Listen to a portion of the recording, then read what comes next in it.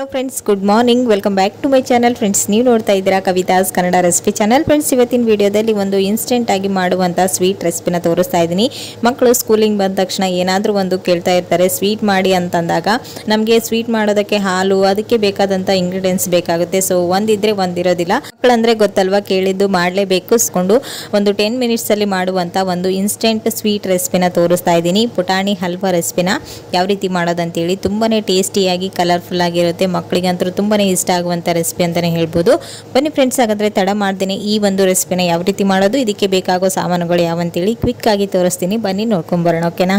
So friends ಇಲ್ಲಿ ಮೊದಲೇದಾಗಿ ನಾನು 1 ಕಪ್ ನಷ್ಟು ಪುಟಾಣಿನ ತಗೊಂಡಿದ್ದೀನಿ ಈ ಮಳೆಗಾಲದಲ್ಲಿ ಪುಟಾಣಿ ಸ್ವಲ್ಪ ಸ್ಮೂತ್ ಆಗಿರುತ್ತೆ ಸೋ ಹಾಗಾಗಿ ನಾನು ಈ ಒಂದು ಪುಟಾಣಿನ ರೋಸ್ಟ್ ಮಾಡ್ಕೊಂಡು ತಗೊಳ್ತಾ ಇದ್ದೀನಿ ನೀವು ಕ್ರಿಸ್ಪಿ ಆಗಿರುವಂತ ಪುಟಾಣಿ ತಗೊಂಡ್ರೆ ಹಾಗೇನೇ ನೀವು ಗ್ರೈಂಡ್ ಮಾಡ್ಕೊಂಡು ತಗೊಳ್ಳಬೇಕಾಗುತ್ತೆ ಇಲ್ಲಿ ನಾನು ಒಂದು ಪ್ಯಾನ್ ಅನ್ನು ಬಿಸಿ ಮಾಡೋದಕ್ಕೆ ಇಟ್ಟಿದ್ದೀನಿ ಸ್ವಲ್ಪ ಪ್ಯಾನ್ ಬಿಸಿ ಆದ ನಂತರ ಇದಕ್ಕೆ ನಾನು ಈ ತಗೊಂಡಿರುವಂತ ಪುಟಾಣಿನ ಹಾಕಿ ಸ್ವಲ್ಪ ಹೊತ್ತು ಹೊಂಬಣ್ಣ ಬರೋವರೆಗೂ ಇದನ್ನ ನೀಟಾಗಿ ರೋಸ್ಟ್ ಮಾಡ್ಕೊಳ್ಬೇಕು ಹಸಿ ವಾಸನೆ ಹೋದ್ರೆ ಈ ಒಂದು ಸ್ವೀಟ್ ಗೆ ಒಂದೊಳ್ಳೆ ಫ್ಲೇವರ್ ಬರುತ್ತೆ ಹಸಿ ಸ್ಮೆಲ್ ಎಲ್ಲಾನು ಹೋಗೋ ತರ ಈ ರೀತಿಯಾಗಿ ರೋಸ್ಟ್ ಮಾಡ್ಕೊಂಡು ತಗೊಳ್ಳಿ ಈ ಪುಟಾಣಿ ಸ್ವಲ್ಪ ಜಾಸ್ತಿ ಹೈ ಫ್ಲೇಮ್ ಇಟ್ಬಿಟ್ರಂತೂ ಸೀದೋಗೋ ಚಾನ್ಸಸ್ ಇರುತ್ತೆ ಸೋ ನೋಡ್ಕೊಂಡು ನೀವು ಅಲ್ಲೇ ಇದ್ದು ಪೇಷನ್ಸ್ ಇಂದ ಸ್ವಲ್ಪ ಫ್ರೈ ಮಾಡ್ಕೊಳ್ಳಿ ಇಲ್ಲಿ ನೋಡ್ತಾ ಇದ್ರೆ ಸ್ವಲ್ಪ ಜಸ್ಟ್ ಕಲರ್ ಚೇಂಜ್ ಆಗಿದೆ ಇವಾಗ ಇದನ್ನ ತೆಗೆದುಕೊಂಡು ಇಟ್ಕೊಳ್ಳೋಣ ಇಲ್ಲಿ ನಾನು 1 ಕಪ್ ನಷ್ಟು ಬೆಲ್ಲನ ತಗೊಂಡಿದ್ದೀನಿ ನಾವು ಎಷ್ಟು ಪುಟಾಣಿ ತಗೊಂಡಿದ್ವಿ ಅಷ್ಟೇ ಪ್ರಮಾಣದಷ್ಟು ನಾನು ಬೆಲ್ಲನ ತಗೊಂಡಿದ್ದೀನಿ ನೀವು ಸ್ವೀಟ್ ಜಾಸ್ತಿ ತಿನ್ನೋರಾದ್ರೆ ಇನ್ನು ಸ್ವಲ್ಪ ಎಕ್ಸ್ಟ್ರಾ ಬೇಕಾದರೂ ತಗೊಳ್ಬಹುದು ಆದ್ರೆ ಈಕ್ವಲ್ ಕರೆಕ್ಟ್ ಆಗಿ ಹೊಂದ್ಕೊಂಡಿತ್ತು ಇವಾಗ ಇಲ್ಲಿ ನೋಡ್ತಾ ಇದ್ರೆ ಈ ಬೆಲ್ಲನ ಕರಗಿಸ್ಕೊಳ್ಳೋದಕ್ಕೆ ನಾನು ಒಂದು ಬೌಲ್ ಅನ್ನು ತಗೊಂಡಿದ್ದೀನಿ ಇದರಲ್ಲಿ ಬೆಲ್ಲನ ಹಾಕಿ ಸ್ವಲ್ಪ ನೀರನ್ನ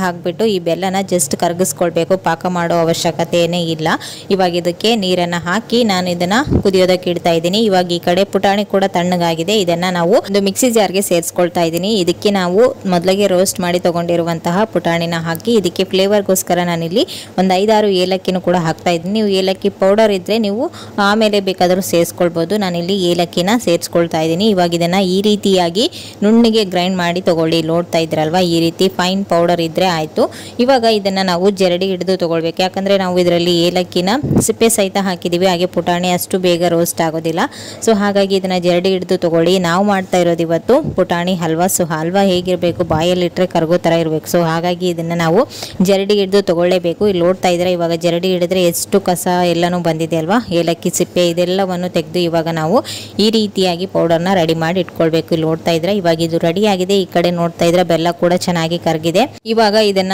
ಸ್ಟವ್ ಆಫ್ ಮಾಡಿಬಿಟ್ಟು ಈ ಬೆಲ್ಲದ ಸಿರಪ್ನ ಸ್ವಲ್ಪ ಹೊತ್ತು ತಣ್ಣಗಾಗೋದಕ್ಕೆ ಬಿಡೋಣ ಈ ಕಡೆ ನಾವು ಹಲ್ವಾನ ಯಾವ ರೀತಿ ಮಾಡೋದು ಅಂತೇಳಿ ತೋರಿಸ್ತೀನಿ ಇಲ್ಲಿ ನೋಡ್ತಾ ಇದ್ರೆ ನಾನು ಇವಾಗ ಮತ್ತೊಂದು ಪ್ಯಾನ್ ಅನ್ನ ಇಟ್ಕೊಂಡಿದ್ದೀನಿ ಈ ಪ್ಯಾನ್ ಸ್ವಲ್ಪ ಬಿಸಿ ಆದ ನಂತರ ಇದಕ್ಕೆ 2 ಟೇಬಲ್ ಸ್ಪೂನ್ ಅಷ್ಟು ತುಪ್ಪನ ಹಾಕ್ತಾ ಇದ್ದೀನಿ ನೀವು ತುಪ್ಪ ಬದಲಾಗಿ ಸ್ವಲ್ಪ ಎಣ್ಣೆ ಸ್ವಲ್ಪ ತುಪ್ಪದಲ್ಲಿನೂ ಕೂಡ ಈ ಒಂದು ಹಲ್ವಾನ ಮಾಡ್ಬೋದು ಸೊ ಇವಾಗ 2 ಟೇಬಲ್ ಸ್ಪೂನ್ ತುಪ್ಪ ಹಾಕಿದ ನಂತರ ಇದಕ್ಕೆ ನಾವು ಮೊದಲಿಗೆ ತಗೊಂಡಿರುವಂತ ಈ ಕಡಲೆ ಹಿಟ್ಟನ್ನ ಹಾಕಿ ಇದನ್ನ ಎಣ್ಣೆಯಲ್ಲಿನೇ ಸ್ವಲ್ಪ ರೋಸ್ಟ್ ಮಾಡ್ಕೊಳ್ಬೇಕು ಎಣ್ಣೆ ಅಥವಾ ತುಪ್ಪ ನೀವು ಯಾವತ್ತು ತಗೊಂಡಿರ್ತೀರ ಅದರಲ್ಲಿನೇ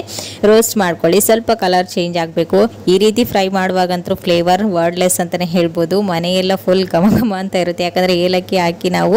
ಈ ಒಂದು ಪುಟಾಣಿ ಪೌಡರ್ನ ಗ್ರೈಂಡ್ ಮಾಡ್ಕೊಂಡು ತಗೊಂಡಿದೀವಿ ಅಲ್ವಾ ಸೊ ತುಂಬಾನೇ ಚೆನ್ನಾಗಿರುತ್ತೆ ಫ್ಲೇವರ್ ಇವಾಗ ನೋಡ್ತಾ ಇದ್ರೆ ಸ್ವಲ್ಪ ಕಲರ್ ಚೇಂಜ್ ಆಗಿದೆ ಈ ಕಡಲೆ ಹಿಟ್ಟು ಇವಾಗ ಇದಕ್ಕೆ ನಾವು ಮೊದಲಿಗೆ ರೆಡಿ ಮಾಡಿ ಇಟ್ಕೊಂಡಿರುವಂತಹ ಬೆಲ್ಲದ ಸಿರಪ್ನ ಸೋದಿಸ್ಕೊಂಡು ತಗೊಳ್ಬೇಕು ಬೆಲ್ಲದಲ್ಲಿ ನಿಮಗೆ ಗೊತ್ತಲ್ವಾ ಕಾಮನ್ ಆಗಿ ಕಸ ಕಡ್ಡಿ ಸೇರ್ಕೊಂಡಿರುತ್ತೆ ಸೊ ಹಾಗಾಗಿ ಬೆಲ್ಲದ ಸಿರಪ್ನ ನಾವು ಯೂಸ್ ಮಾಡುವಾಗ ಅಂದ್ರೆ ಬೆಲ್ಲನ ಸ್ವೀಟ್ಗೆ ಯೂಸ್ ಮಾಡುವಾಗ ನಾವು ಇದನ್ನ ಸೋದಿಸ್ಕೊಂಡು ತಗೊಳ್ಳೋದು ಬೆಸ್ಟ್ ಇವಾಗ ಸ್ವಲ್ಪ ಸ್ವಲ್ಪ ಈ ಬೆಲ್ಲದ ನೀರನ್ನ ಹಾಕಿ ಇದನ್ನ ಚೆನ್ನಾಗಿ ಮಿಕ್ಸ್ ಮಾಡ್ಕೊಳ್ಳೋದು ಅಷ್ಟೇ ಗಂಟುಗಳೇನು ಆಗೋದಿಲ್ಲ ವರಿ ಮಾಡ್ಕೊಳ್ಳೋದಕ್ಕೆ ಹೋಗಬೇಡಿ ಈ ರೀತಿ ಸ್ವಲ್ಪ ಸ್ವಲ್ಪನೇ ಈ ಒಂದು ಬೆಲ್ಲದ ನೀರನ್ನ ಕಂಪ್ಲೀಟ್ ಆಗಿ ಎಲ್ಲಾನು ಯೂಸ್ ಮಾಡಬೇಕು ಇಲ್ಲಾಂದ್ರೆ ಸ್ವೀಟ್ ಕಡಿಮೆ ಆಗಿಬಿಡುತ್ತೆ ಸೊ ಈ ರೀತಿಯಾಗಿ ಸ್ವಲ್ಪ ಸ್ವಲ್ಪ ಬ್ಯಾಚ್ ವೈಸ್ ಹಾಕೊಂಡು ಇದನ್ನ ನೀಟಾಗಿ ಮಿಕ್ಸ್ ಮಾಡ್ಕೊಳ್ತಾ ಇದ್ದೀನಿ ಇಲ್ಲಿ ನೋಡ್ತಾ ಇದ್ದೀರಲ್ವಾ ಸ್ಟವ್ನ ಲೋ ಟು ಹೈ ಫ್ಲೇಮಲ್ಲಿ ಅಡ್ಜಸ್ಟ್ ಮಾಡಿಕೊಂಡು ಈ ಒಂದು ಹಲ್ವಾನ ನೀವು ರೆಡಿ ಮಾಡ್ಕೊಳ್ಬೇಕು ಬೇಕಂದ್ರೆ ಮಧ್ಯದಲ್ಲಿ ಸ್ವಲ್ಪ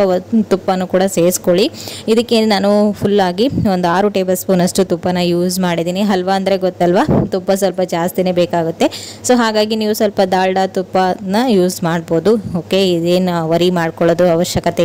ಇಲ್ಲ ಸ್ವಲ್ಪ ದಾಲ್ಡಾ ಸ್ವಲ್ಪ ಎಣ್ಣೆನೂ ಕೂಡ ಯೂಸ್ ಮಾಡಿ ಓಕೆ ಇವಾಗ ನೋಡ್ತಾ ಇದ್ರೆ ಸ್ವಲ್ಪ ಕುದೀತಾ ಇದೆ ಇದು ಚೆನ್ನಾಗಿ ಕುದ್ರನೆ ಈ ಒಂದು ಹಲ್ವಾಗೆ ಒಂದೊಳ್ಳೆ ಟೇಸ್ಟ್ ಬರುತ್ತೆ ಇದನ್ನ ಮಿಸ್ ಮಾಡೋದಕ್ಕೆ ಹೋಗಬೇಡಿ ಇವಾಗ ಇದಕ್ಕೆ ನಾನಿಲ್ಲಿ ಸ್ವಲ್ಪ ಕಲರ್ಗೋಸ್ಕರ ಒಂದು ಪಿಂಚಷ್ಟು ನಾನು ಫುಡ್ ಕಲರ್ನ ಯೂಸ್ ಮಾಡ್ತಾ ಇದ್ದೀನಿ ಇದು ಆಪ್ಷನಲ್ ನೀವು ಬೇಕಂದ್ರೆ ಹಾಕೊಳ್ಳಿ ಇಲ್ಲಾಂದ್ರೆ ಸ್ಕಿಪ್ ಕೂಡ ಮಾಡ್ಬೋದು ಇವಾಗ ನೋಡ್ತಾ ಇದ್ದೀರಾ ಒಂದು ಸ್ವಲ್ಪನೂ ಗಂಟುಗಳಿಲ್ಲ, ನೀಟಾಗಿ ಎಲ್ಲನೂ ಮಿಕ್ಸ್ ಮಾಡ್ಕೊಂಡು ತೊಗೊಂಡಿದ್ದೀನಿ. ಈ ರೀತಿಯಾಗಿ ನೀವು ಇದನ್ನು ಒಂದು 2-3 ಮಿನಿಟ್ಸ್ವರೆಗೂ ಈ ಪ್ಯಾನ್ ಬಿಟ್ಟು ಈ ಹಲ್ವಾ ಎಲ್ಲನೂ ಸಪ್ರೇಟ್ ಆಗಬೇಕು, ಅಲ್ಲಿವರೆಗೂ ಈ ರೀತಿ ಮಿಕ್ಸ್ ಮಾಡ್ಕೊಳ್ತಾನೆ ಇದನ್ನು ಫ್ರೈ ಮಾಡ್ಕೊಳ್ಳಿ. ಓಕೆನಾ, ಇಲ್ಲಿ ನೋಡ್ತಾ ಇದ್ರೆ ಇವಾಗ ಒಂದೊಳ್ಳೆ ಘಮ ಬರ್ತಾ ಇದೆ, ಹಾಗೆಯೇ ಹಲ್ವಾನು ಕೂಡ ಶೈನಿಂಗ್ ಆಗಿ ಬರ್ತಾ ಇದೆ. ಇದಕ್ಕೆ ಮಧ್ಯದಲ್ಲಿ 2 ಟೇಬಲ್ ಸ್ಪೂನ್ ಅಷ್ಟು ತುಪ್ಪನ ಆ್ಯಡ್ ಮಾಡ್ತಾ ನೀವು ಈ ಒಂದು ಹಲ್ವಾನ ಮಾಡ್ಕೊಳ್ಳಿ. ಇವಾಗ ನೋಡ್ತಾ ಇದ್ದೀರಾ ಸ್ವಲ್ಪ ಒಂದು 2-3 ಮಿನಿಟ್ಸ್ ಆದ ನಂತರ ನೋಡ್ತಾ ಇದ್ರೆ ಪ್ಯಾನ್ ಬಿಟ್ಟು ಸಪ್ರೇಟ್ ಆಗ್ತಾ ಇದೆ. ಇವಾಗ ಇದು ಆಗೋದಕ್ಕೆ ಬಂದಿದೆ, ಕಂಪ್ಲೀಟ್ ಆಗಿ ರೆಡಿ ಆಗಿದೆ. ಇವಾಗ ಇದನ್ನು ಲಾಸ್ಟಲ್ಲಿ 1-2 ಟೇಬಲ್ ಸ್ಪೂನ್ ಅಷ್ಟು ತುಪ್ಪನ ಹಾಕಿ ಇದನ್ನು ನಾನು ಸ್ಟವ್ ಆಫ್ ಮಾಡಿ ತಗೊಳ್ತಾ ಇದ್ದೀನಿ. ಇವಾಗ 1-2 ನಿಮಿಷ ಬಿಟ್ಟ ನಂತರ ನೋಡ್ತಾ ಇದ್ದೀರಲ್ವ, ಈ ರೀತಿ ಕೈಗೆ ಸ್ವಲ್ಪ ತುಪ್ಪನ ಸವರ್ಕೊಂಡು ಈ ರೀತಿ ರೌಂಡ್ ಶೇಪಲ್ಲಿ ಮಾಡಿ ನೋಡಿ. ಈ ರೀತಿ ಕೈಗೆ ಅಂಟ್ತಾ ಇಲ್ಲ ಅಂದರೆ ಈ ಹಲ್ವಾ ಪರ್ಫೆಕ್ಟ್ ಆಗಿ ಬಂದಿದೆ ಅಂತೇಳಿ. ಸ್ವಲ್ಪ ಕೈಗೆ ಅಂಟ್ತಾ ಇದೆ ಅಂದರೆ ಇನ್ನು ಸ್ವಲ್ಪ ಹೊತ್ತು ಸ್ಟವ್ ಮೇಲೆ ಇಟ್ಟು ಮಿಕ್ಸ್ ಮಾಡ್ಕೊಂಡ್ರೆ ಆಯಿತು. ಯಾವುದೇ ರೀತಿ ವರಿ ಮಾಡ್ಕೊಳ್ಳೋದಕ್ಕೆ ಹೋಗಬೇಡಿ. ತುಂಬಾ ಟೇಸ್ಟಿಯಾಗಿ ಹಾಗೆ ಡಿಫ್ರೆಂಟ್ ಆಗಿ ತುಂಬಾ ಚೆನ್ನಾಗಿರುತ್ತೆ. ನೀವು ಕೂಡ ಮನೆಯಲ್ಲಿ ಒಂದ್ಸರಿ ಟ್ರೈ ಮಾಡಿ ನೋಡಿ. ನಾನು ಇದಕ್ಕೆ ಶೇಪ್ ಕೊಡೋದಕ್ಕೋಸ್ಕರ ಈ ರೀತಿ ಮಾಡ್ತಾ ಇದ್ದೀನಿ, ಇಲ್ಲಾಂದರೆ ನೀವು ಸ್ಕ್ವೇರ್ ಶೇಪಲ್ಲಿ ಕೂಡ ಈ ಒಂದು ಹಲ್ವಾನ ರೆಡಿ ಮಾಡ್ಕೊಳ್ಬೋದು. ನೋಡ್ತಾ ಇದ್ದೀರಲ್ವ ಎಷ್ಟು ಕಲರ್ಫುಲ್ ಆಗಿ ಕಾಣಿಸ್ತಾ ಇದೆ ಅಂತ. ಸೊ ನೋಡಿದ್ರೇ ತಿನ್ಬೇಕನ್ಸುತ್ತೆ. ಇನ್ಯಾಕೆ ತಡ, ನೀವು ಕೂಡ ಮನೆಯಲ್ಲಿ ಒಂದ್ಸರಿ ಟ್ರೈ ಮಾಡಿ ಹೇಗೆ ಬಂತು ಅಂತೇಳಿ ನನಗೆ ಕಮೆಂಟಲ್ಲಿ ತಿಳಿಸಿ. ಓಕೆನಾ, ಇಲ್ಲಿ ನೋಡ್ತಾ ಇದ್ರೆ ಎಲ್ಲನೂ ನಾನು ಈ ರೀತಿ ರೌಂಡ್ ಶೇಪಲ್ಲಿ ಮಾಡ್ತಾ ಇದ್ದೀನಿ. ಬಾಯಲ್ಲಿಟ್ಟರೆ ಕರಗಬೇಕು, ಅಷ್ಟು ಚೆನ್ನಾಗಿತ್ತು. ಮಕ್ಕಳಿಗೆ ಅಂತೂ ತುಂಬಾ ಇಷ್ಟ ಆಗುವಂಥ ರೆಸಿಪಿ ಅಂತ ನಾನು ಮೊದಲಿಗೆ ಹೇಳಿದ್ನಲ್ವ. ಹಾಗಂತ ಸ್ವಲ್ಪ ಜಾಸ್ತಿ ತಿಂದರೆ ಜಾಸ್ತಿ ಕೊಡೋದಕ್ಕೆ ಹೋಗಬೇಡಿ, ಲೂಸ್ ಮೋಷನ್ ಆಗೋ ಚಾನ್ಸಸ್ ಇರುತ್ತೆ. ಯಾಕಂದರೆ ಪುಟಾಣಿ ಆರೋಗ್ಯಕ್ಕೆ ಅಷ್ಟೊಂದು ಒಳ್ಳೆಯದಲ್ಲ ಮಕ್ಕಳಿಗೆ. ಸೊ ಹಾಗಾಗಿ ಹೇಳ್ತಾ ಇದ್ದೀನಿ ಅಷ್ಟೇ. ಸೊ ಫ್ರೆಂಡ್ಸ್, ಇವತ್ತಿನ ಈ ಒಂದು ಈಸಿ ಸ್ವೀಟ್ ರೆಸಿಪಿ ನಿಮಗೂ ಕೂಡ ಇಷ್ಟ ಆಯ್ತು ಅಂತ ಅಂದ್ಕೊಂಡಿದ್ದೀನಿ. ಇಷ್ಟ ಆದರೆ ಪ್ಲೀಸ್ ಒಂದು ಲೈಕ್ ಕೊಡೋದನ್ನು ಮರಿಬೇಡಿ. ಮತ್ತು ನಾಳೆ ಹೊಸ ರೆಸಿಪಿ ಒಂದಿಗೆ ಮತ್ತೆ ನಿಮ್ಮನ್ನ ಮೀಟ್ ಮಾಡ್ತೀನಿ ಫ್ರೆಂಡ್ಸ್. ಅಲ್ಲಿವರೆಗೂ ಟೇಕ್ ಕೇರ್, ಬಾಯ್.